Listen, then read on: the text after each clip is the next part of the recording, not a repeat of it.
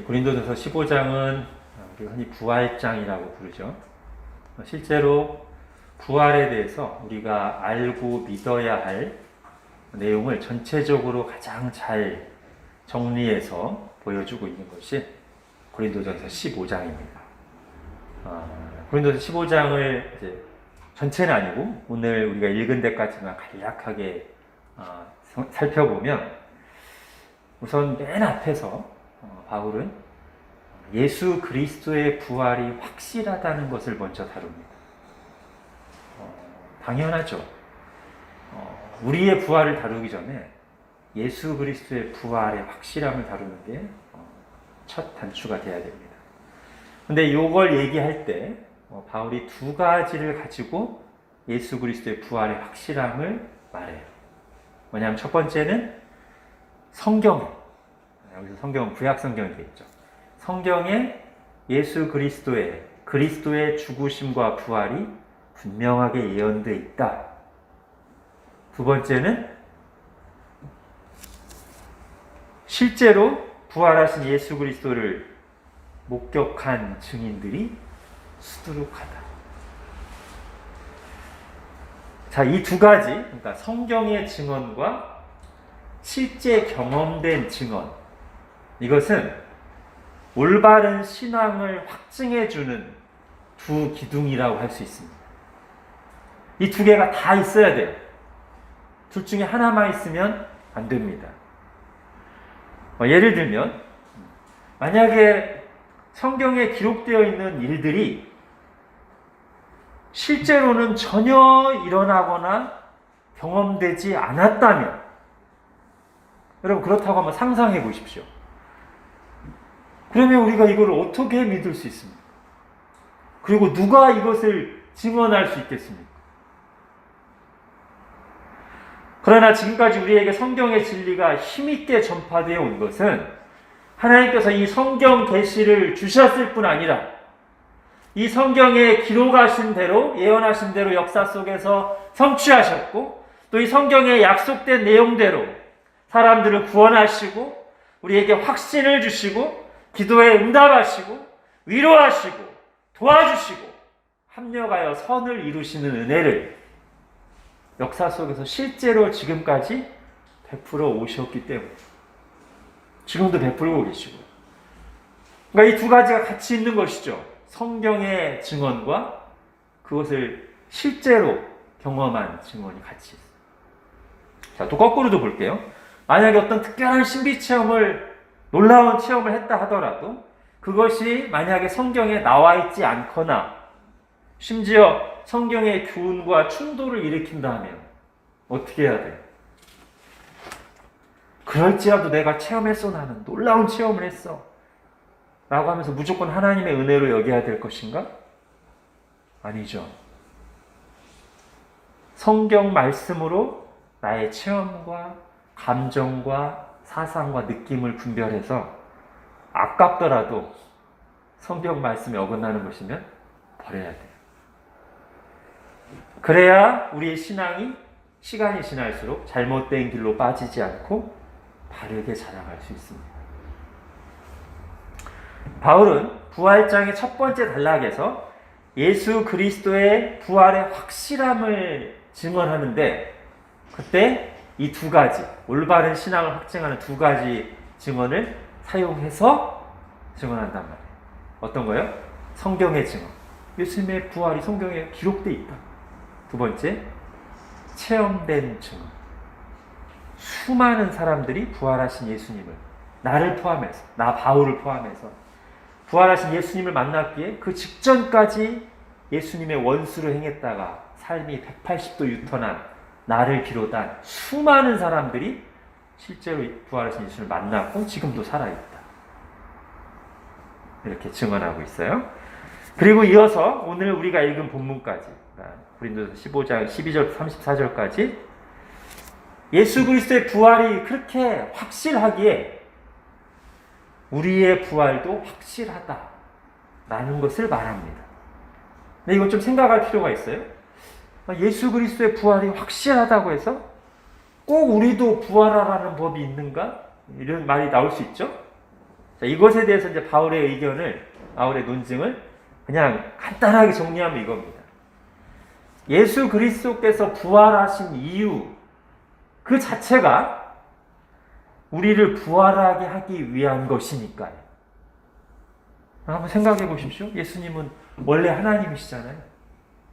원래 영원하신 분이에요.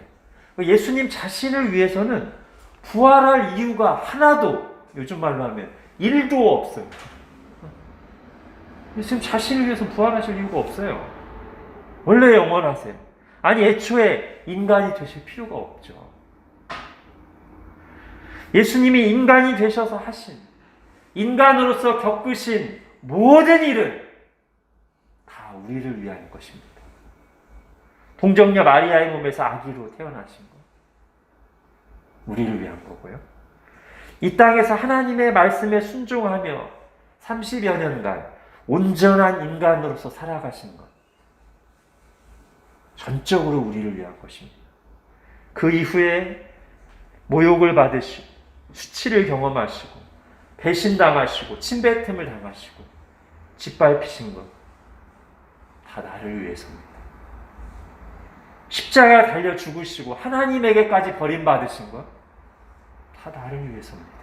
그리고 부활하신 것도 바로 우리를 위해서란 말이죠. 우리를 대신해서 우리가 할 수 없는 일을 이루신 것입니다. 우리를 위해 우리의 죄와 죽음의 문제를 해결하신 게 부활이에요. 이 죄와 죽음의 문제를 해결한 그 열매가 부활이잖아요. 오늘도 말씀 나오는데 맨 나중에 멸망받을 원수는 사망이다. 그러면 우리에게 있던 가장 심각한 문제, 죽음의 문제가 해결되면 뭐가 와야 돼요? 부활이 와야 돼요. 그러니까 예수님의 부활, 죽음의 문제를 해결한 예수님의 부활은 당연히 우리의 부활의 확실함의 증거라는 말이죠. 그것 때문에 죽으시고 부활하신 거예요. 예수 그리스도의 부활이 성경에 기록되었고 실제로 성취된 역사적인 사건이듯이 우리의 부활도 성경에 기록되어 있고 장차 실제로 성취될 미래의 사건, 미래의 역사인 것입니다. 바울은 이렇게 부활의 확실함에 대해서 논의하는 중에 고린도전서 15장에 2번에 걸쳐서 우리의 마땅한 삶의 자세를 얘기해요. 즉, 이렇게 놀라운 부활을 믿는, 부활을 앞두고 있는 우리가 어떻게 살아야 되겠는가를 2번 얘기하는데, 한 번은 15장 중간쯤에, 또 한 번은 맨 마지막 절에 이야기합니다. 그래서 맨 마지막 절 한번 볼까요? 58절. 같이 읽겠습니다. 시작. 그러므로 내 사랑하는 형제들아, 견실하며 흔들리지 말고 항상 주의 일에 더욱 힘쓰는 자들이 되라. 이는 너희 수고가 주 안에서 헛되지 않은 줄 알리라. 아멘.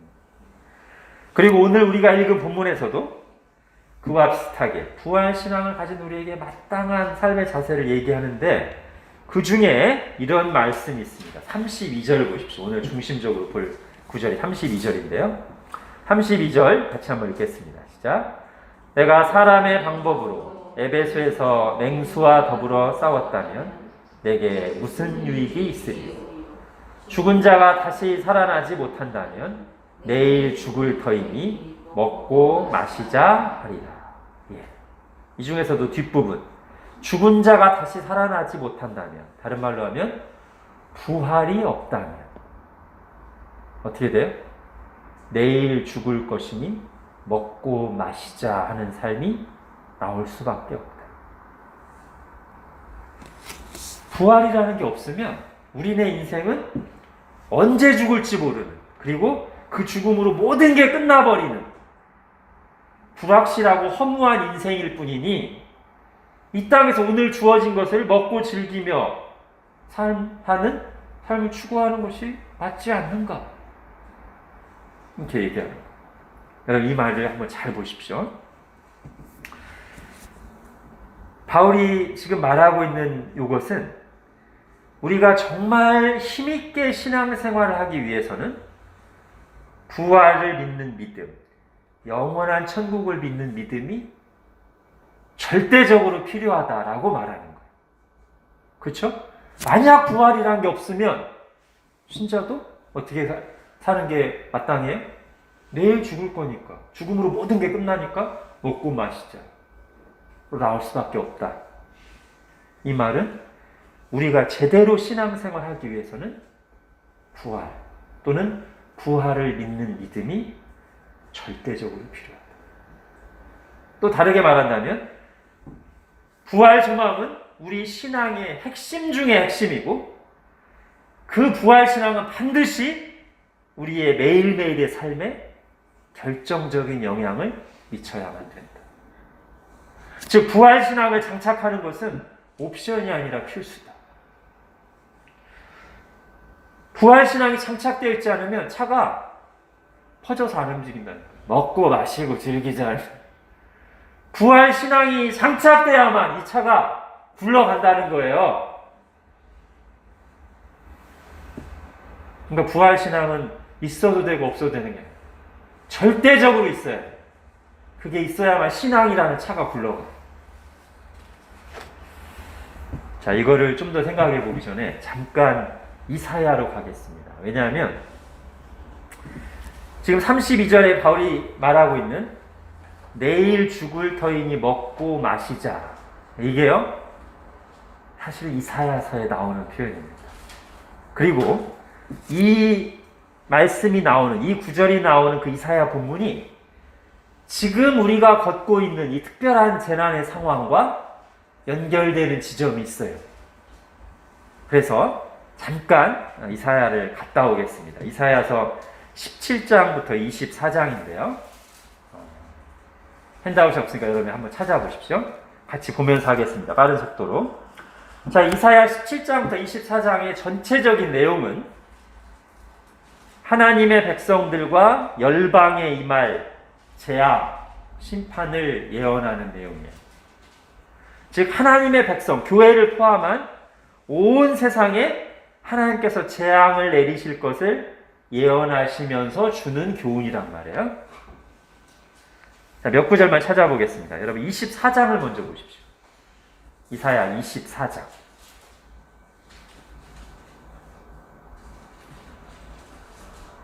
4절부터 6절입니다. 제가 읽겠습니다. 여러분 한번 잘 보십시오.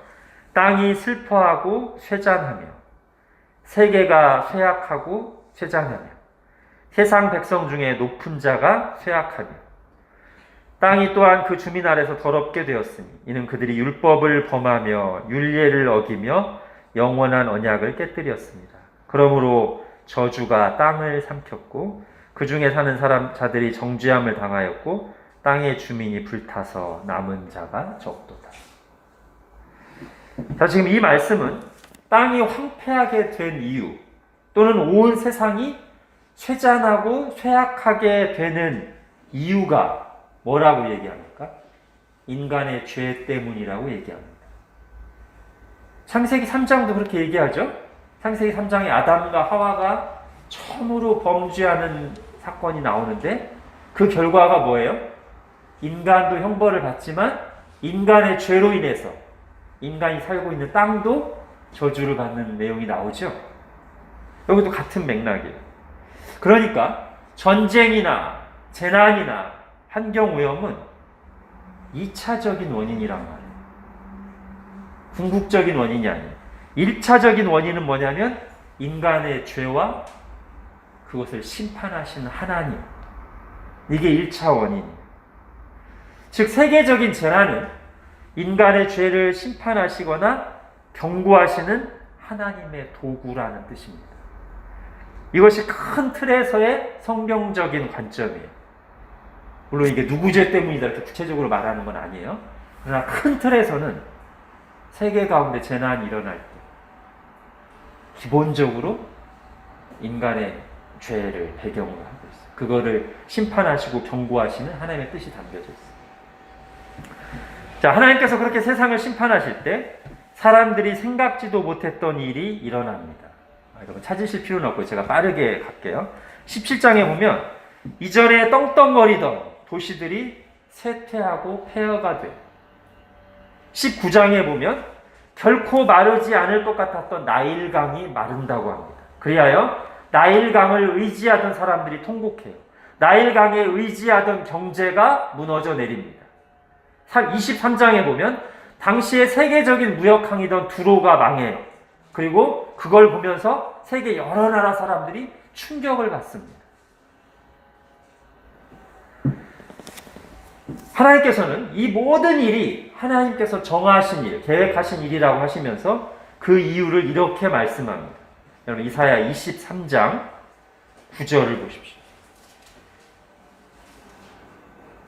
같이 읽겠습니다. 시작. 만군의 여호와께서 그것을 정하신 것이라.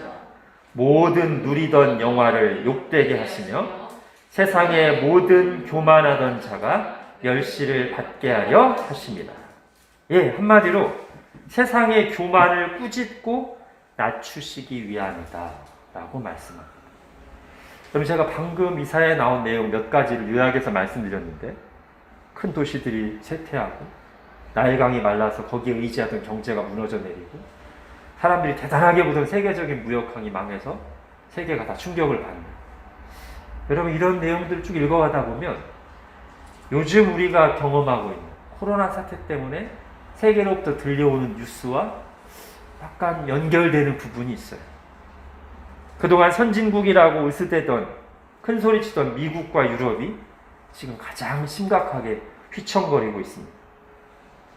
뉴욕이나 도쿄, 이 대도시들이 쇠잔해졌죠. 그리고 세상이 자랑하고 의지하던 시스템이 순식간에 혼란에 빠지고 거기에 의존하던 경제가 큰 어려움을 겪고 있습니다. 어쩌면 미국의 쇠퇴와 함께 세계의 구도가 재편될지도 모른다는 견해들이 이미 서구사에서는 계속 쏟아져 나오고 있습니다. 물론 우리는 앞으로 닥칠 세상의 구체적인 변화에 대해 속단할 수 없어요. 하나님이 하시는 큰 일은 우리가 다 이루어져야 최종적으로 알지 중간에 다 알지 못합니다. 다만 이런 벌어지는 일들을 보면서 그리고 말씀을 볼 때 이런 상황 속에서 우리가 어떻게 바라보고 반응해야 할지는 성경에 나온단 말이죠. 자, 하나님께서는 이런 비상한 재난의 상황 속에서도 오직 현실 문제를 해결하는 데만 급급하고 하나님을 찾지 않는 그 완고한 모습에 대해서 책망하십니다. 이사야 22장 11절 보십시오. 이사야 22장 11절 같이 읽겠습니다. 시작. 너희가 또 옛 모세의 물을 위하여 두 성벽 사이에 저수지를 만들었느니라. 그러나 너희가 이를 행하신 일을 앙망하지 아니하였고 이 일을 옛적부터 경영하신 일을 공경하지 아니하였느니라. 이게 무슨 말씀이에요? 지금 이게 재난의 상황에서 나온 거예요. 재난이 막 닥쳐오니까 앞으로 물을 마실 게 걱정이 되니까 무슨 일을 한 거예요? 옛 모세 물을 위하여 두 성벽 사이에 저수지를 만들었어요. 당장의 식수 문제, 먹고 사는 문제를 해결하기 위해서 긴급 조치를 취한 거예요. 이거 자체는 잘못이 아니죠. 그렇죠? 이런 것도 필요하잖아요. 근데 하나님이 지금 말씀하시는 건 뭐냐면 이런 것만 하고 더 중요한 뒤에 나오는 그러나 너희가 이를 행하신 이 누구예요? 하나님. 이 재난을 내리시고 이 모든 것을 주관하시는 하나님을 앙망하지 아니하였고 이 일을 옛적부터 경영하신 이를 공경하지 아니하였느니라. 이걸 지금 주님이 책망하시는 거예요.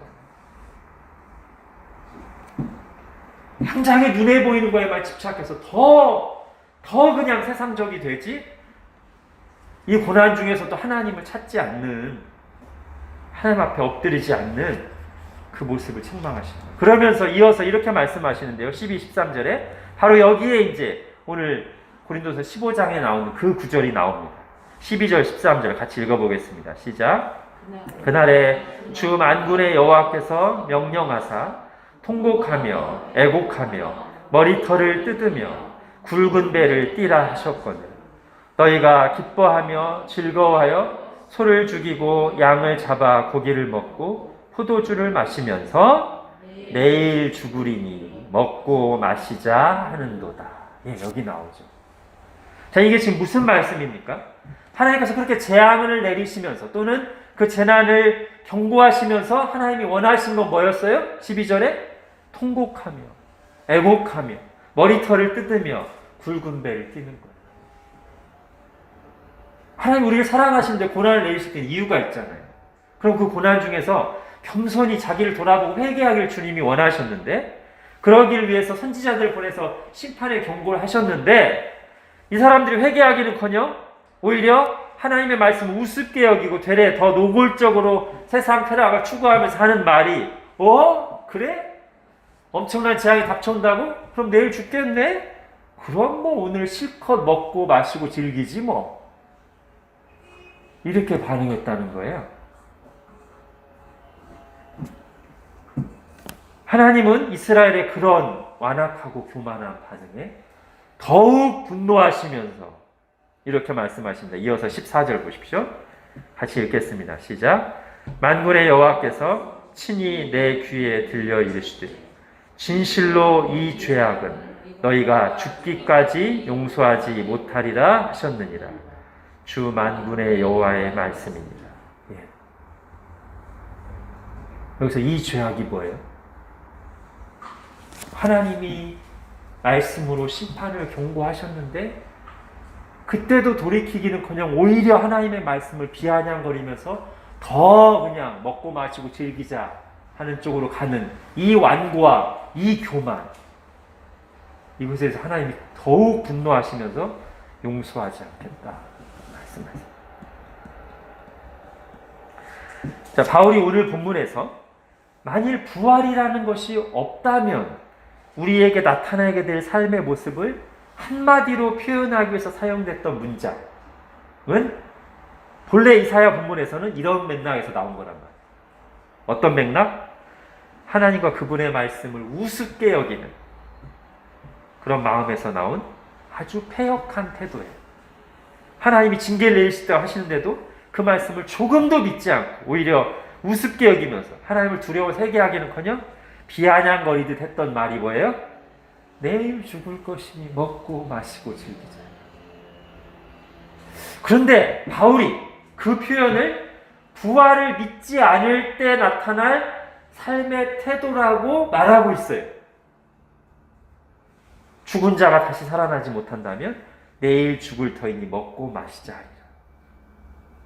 자, 이 두 가지를 한번 엮어보겠습니다. 그러면 어떤 교훈을 저희가 얻게 되냐면, 하나님을 우습게 여기고 그분의 심판의 경고까지도 무시할 때 나오는 그 삶의 태도와 부활 소망을 갖지 않을 때 나오는 삶의 태도가 사실상 비슷하다는 거예요. 같다는 거예요. 즉, 만일 신자가 부활의 소망을 굳게 붙잡고 살아가지 않는다면 이사야 선지자가 활동하던 당시에 하나님의 심판의 메시지를 듣고도 콧방귀를 끼며 비아냥거렸던 그 가장 완악한 사람들과 사실상 크게 다르지 않은 삶의 목표와 방식을 가지고 살게 될 것이란 말이에요. 부활신앙이 확고하지 않으면 신자나 세상 사람이나 다를 바 없이 살게 된다는 거예요.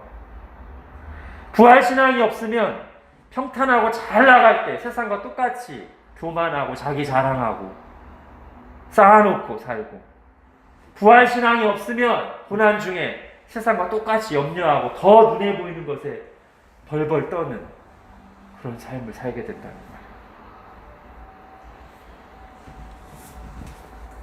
지금과 같은 세계적인 재난과 위기 속에서도 마찬가지죠. 우리에게 부활신앙이 없으면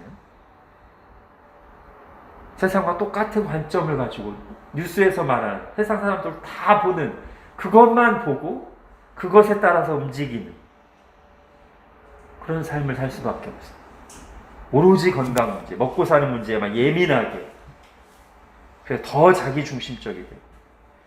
그래서 이런 비상한 상황 속에서도 하나님의 뜻을 진지하게 고민하는 일도 없고, 고난 속에서도 하나님이 주시는 평안을 맛보는 일도 거의 없어요. 그러나 만약에 우리가 이사야서에서 말한 대로, 아니 성경 전체에서 말한 대로 이 모든 일어나는 일들이 하나님의 뜻 가운데 일어나는 일이요, 지금도 하나님께서 통치하고 계시고 이 문제의 궁극적인 해결의 열쇠가 하나님께 있음을 믿는다면 우리는 세상과는 좀 다르게 바라보고 반응해야 되지 않을까요? 그 좋은 예를 다니엘과 세 친구들에게서 볼 수 있습니다. 다니엘과 세 친구들이 성현이보다도 더 어릴 것 같아요.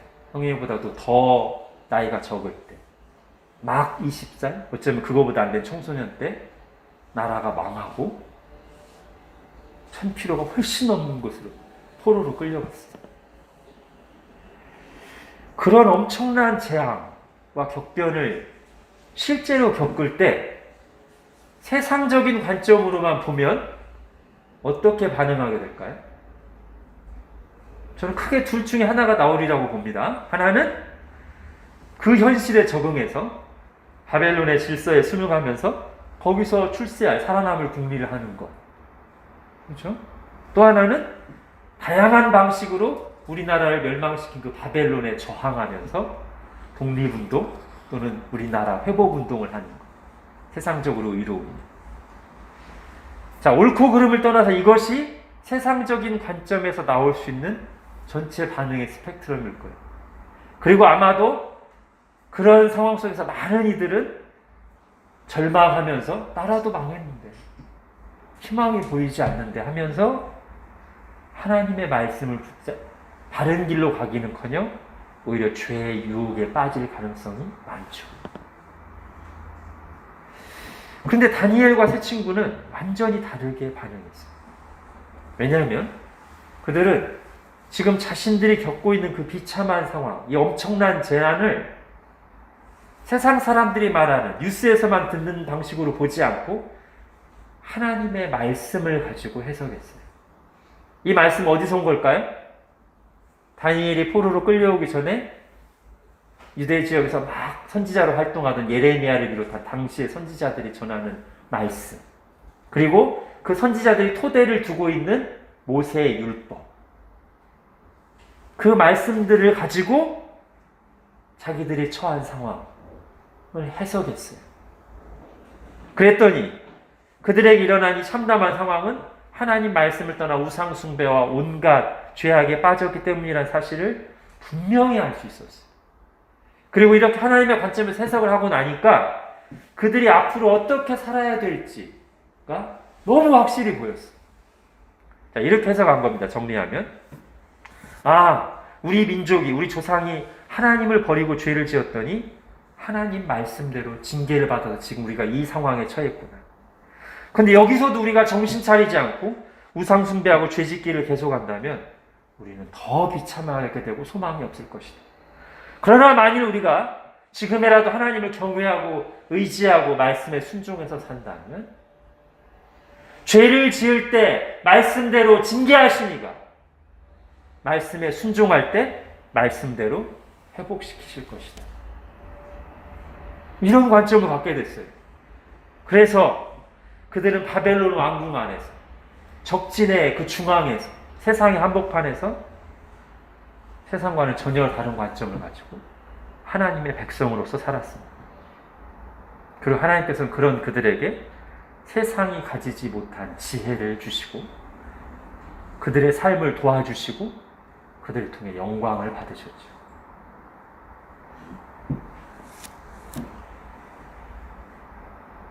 우리가 여기서 좀 교훈을 얻기를 원합니다. 세계적인 재난 속에서 세상 사람들은 눈에 보이는 것, 뉴스에서 말하는 것 이상을 보지 못하죠. 아무리 똑똑할지라도.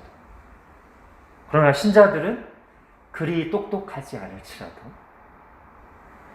그 너머에 있는 원리를 볼 수 있지 않습니까? 하나님께서 지금 이 고전한의 상황도 하나님의 계획 속에 일어났고 하나님이 섭리하고 계시고 결국은 하나님이 해결해 주실 수 있다는 것을. 그리고 우리가 그렇게 본다면, 정말 그렇게 믿고 생각한다면 우리는 당연히 뉴스도 봐야 되겠지만, 뉴스 봐야 돼요. 그렇지만 우리가 더 귀 기울여 듣고 묵상해야 될 것은 뉴스가 아니라 하나님 말씀입니다. 뉴스는 눈에 보이는 현상만 보도하잖아요. 우리가 눈에 보이는 현상도 알기 위해서 보지만 그 이면에서 정말 지금 이 세상을, 그리고 그 세상에 속한 각 사람을 다스리고 계신 하나님의 뜻이 뭔지, 우리가 어떻게 반응하는 것이 진정으로 하나님의 백성으로 합당한지를 알기 위해서는, 그리고 그 가운데서 정말 하나님 주신 은혜를 또 붙잡고 평안을 잃지 않고 하나님의 백성답게 반응하기 위해서는 그분의 말씀에 귀를 기울여야 됩니다. 뉴스를 묵상하면 안 됩니다. 하나님의 말씀을 묵상해야 돼요. 지금 더더욱. 특히 이런 상황 속에서 맞게 된 이 부활절. 여러분, 지금 세상 사람들이 이런 질병이나 이런 재난이 일어날 때 여러 가지 불평도 어려운 소리를 내지만 궁극적으로 제일 두려워하는 거 뭐죠? 죽음이잖아요. 그런데 그 죽음의 문제에 대한 진정한 해답, 이 부활의 소망을 가진 자로서 우리가 감사하고, 그리고 과연 우리가 그 부활의 신앙을, 그 부활을 우리의 매일매일의 감정과 행동과 삶의 모든 영역에 영향을 미치기까지 적용하고 있는지를 다시 한번 생각해 보는 계기가 되기를 바라는 것입니다. 부활을 믿는다는 게 뭡니까? 아주 간단하게부터 하면 이 땅에서의 삶이 전부가 아니라는 걸 믿는 거죠. 좀 더 나가면 우리의 삶 전체에서 이 땅의 삶이 차지하는 시간과 비중은 극히 일부라는 것을 믿는 거죠. 부활을 믿는다는 것을. 그리고 그것을 막연하게 생각하는 것이 아니라 아주 확실하게 믿고 소망하는 것이죠. 그게 부활 신앙입니다. 이것이 우리의 삶과 죽음을 바라보는 관점에 상당히 영향을 미쳐야 맞죠? 이제 바울은 그래야 된다고 말하고 있는 거예요. 더 이상 내일 죽을 것이니 먹고 마시자를 모토로 하는 이 세상 정신, 세상의 삶의 방식에 우리가 동조할 필요도 없고 그래서도 안 된다고 말하는 거예요. 왜냐하면 우리에게는 부활이 있기 때문에. 부활 신앙을 장착하고 있다면 먹고 마시고 끝내자고 퍼져 있을 필요가 없다는 거예요. 운전하고 가야 된다는 거예요. 여러분, 우리는 예수님처럼 부활할 사람들입니다. 새하늘과 새 땅에서 영원한 끝없는 복락을 누리며 살도록 부활할 사람들입니다. 우리는 부활 대기자들입니다. 새하늘과 새 땅 입성 대기자들. 확실하게. 그럼 2, 3주 전만 해도 마스크 사기 위해서 약국의 앞에 줄을 섰었는데요. 그래도 못 사는 경우들이 있었고. 저도 몇 번 줄을 서봤습니다. 어떤 약국들은 줄을 서 있으면 직원이 바로 나와요. 직원 중에 하나 바로 나와서 순번표를 나눠줍니다. 약국에 마스크가 100개 준비되어 있으면 1부터 100까지 써서 줄 서 있는 사람들 쭉 나눠줍니다. 100번까지 딱 나눠주고 나면 그 다음에는 줄을 안 서는 거죠. 그러니까 불필요하게 줄 서서 기다릴 필요가 없어지는 거예요. 그리고 순번표를 받은 사람들은요, 줄이 길든 짧든 간에 좀 딜레이 되든 말든 간에 이 사람들은 확실하게 마스크를 살 것을 알고 기대하고 줄을 서 있는 거예요. 그죠? 100% 확실한 구매 대기자들.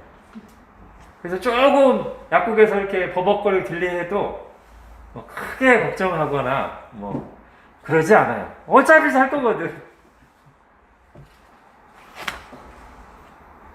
예수 그리스도를 믿는 우리가 그렇다는 거죠. 하나님 아버지의 약속과 예수 그리스도의 피뿌림과 성령의 인치심이 뭐예요? 도장인, 성령님의 도장 찍어주심으로 부활할 날과 영원한 천국을 기다리는 대기자들이에요. 천국 대기, 부활 대기. 얼마나 좋습니까? 얼마나 감사합니까? 오늘 죽어도 주님 곁으로 가서 영원한 복락을 누리며 살잖아요. 아멘. 자, 우리에게 다가올, 우리가 이미 받은 이 놀라운 복, 그리고 우리에게 앞에 펼쳐질 이 엄청난 복락이 우리의 오늘의 감정과 생활에 영향을 미쳐야 된다는 거예요.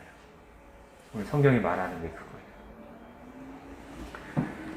제가 아직도 가끔씩 꾸는 꿈이 있습니다. 아직 군대에서 제대하지 않은 꿈입니다. 대학교에서 졸업하지 못한 꿈도 가끔 꿔요.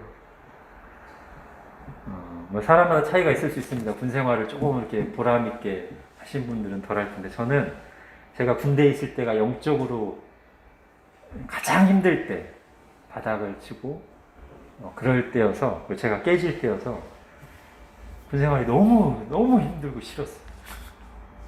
그 대학에서도 제가 전공이 제 적성에 맞지 않아서 좀 힘들었고요. 근데 꿈에서 그 상황이 이렇게 재현되면, 그럼 우리 그 꿈속에서 우리 감정이 이렇게 느껴지잖아요. 너무 싫어요, 정말. 너무 싫어요. 그 다음에 꿈에서 딱 깨면 어쩔 때는 그 꿈이 너무 농도가 짙어가지고 꿈을 깨고 한참 동안 멍합니다. 그 다음에 서서히 이제 정신을 차리고서 이미 20년 전에 대학 졸업하고 군대에 제대했다는 게 딱 이게 감지가 되면, 나 제대했지. 나 대학 졸업했지. 그 안도감, 그 감사, 그 짓눌림에서 해방된 기분, 그 자유함. 제가 이 경험을 할 때마다, 내가 처해 있는 상황을 인식하는 것이 나의 현재의 감정에 실제로 상당히 영향을 미칠 수 있다는 것을 새삼 깨닫습니다. 그래서 이것을 부활과 천국을 생각하고 적용하는데 도움을 받아요. 내가 제대했지. 내가 부활할 사람이지. 예수님 만날 거지. 그때 모든 걸 다 질문할 거지. 새하늘과 새 땅에서 끝없이 하나님의 사랑과 복락을 누리며 살 사람이지. 이 땅에서의 삶은 그 영원한 삶에 비춰볼 때 정말 극히 일부에 지나지 않지.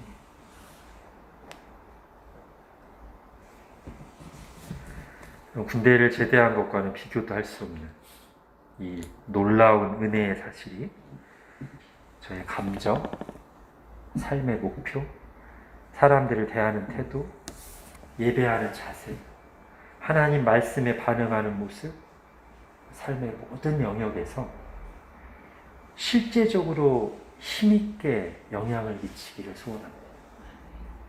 오늘 바울이 말하는 게 그거예요. 그렇게 부활신앙으로 지금 이 재난의 시간과 더 나아가 앞으로의 모든 인생 여정을 세상과 다르게 살아가는 저와 여러분이 되시길 바랍니다. 기도하겠습니다. 하나님, 오늘 부활절을 맞아 오랜만에 모여서 예배하면서 다시 한번 이 부활 신앙, 부활의 소망이 우리의 신앙의 핵심 중의 핵심이고, 우리의 신앙생활을 제대로 하기 위해서, 세상과 다르게 살기 위해서 반드시 필요한, 우리 속에 깊이 새겨지고 자리 잡고 있어야 될 신앙의 내용이라는 것을 다시 한번 들었습니다. 그리고 정말 그렇게 되기를 소원합니다. 부활 소망이 우리 안에 가득해서 영원한 천국의 소망이 우리 안에 충만해서 그것이 오늘 우리의 감정과 현실에 반응하는 우리의 모습에 아주 결정적인 영향을 미치기를, 세상과 다르게 반응하도록 그럴 정도까지 우리의 마음을 가득 채우고 주장하기를 원합니다. 그런 은혜를 베풀어 주옵소서. 예수님의 이름으로 기도합니다. 아멘.